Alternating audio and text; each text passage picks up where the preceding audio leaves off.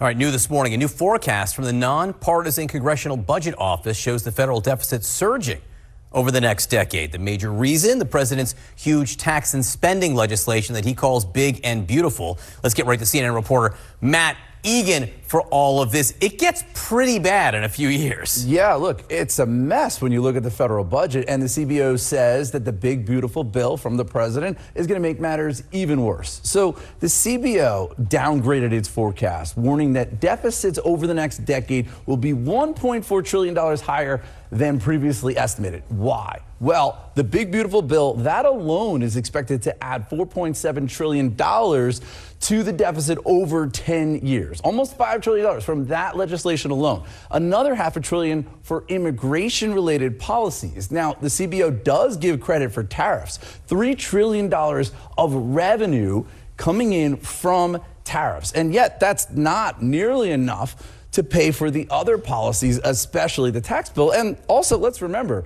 this is assuming tariff policy stays in place for a decade. Lately, it feels like tariffs don't stay in place for a month, but even still, it's going to not be enough to cover all these other costs. Now, here's the thing. It's getting increasingly expensive to finance America's mountain of debt. The CBO expects the U.S. government this fiscal year alone to spend $1 trillion just on interest. John, that's about $3,000 per U.S. resident. And what's really striking is that's well ahead of the $885 billion that's being spent on defense. So more on interest than on defense. And one way to measure how big of a fiscal mess this is to look at the national debt relative to the size of the economy. And that's what matters. Honestly, that's what most economists say. You want to take the debt as a percentage of GDP. Because it's all relative, right? And look at this. It's clearly going in the wrong direction. That dotted line is where we are right now.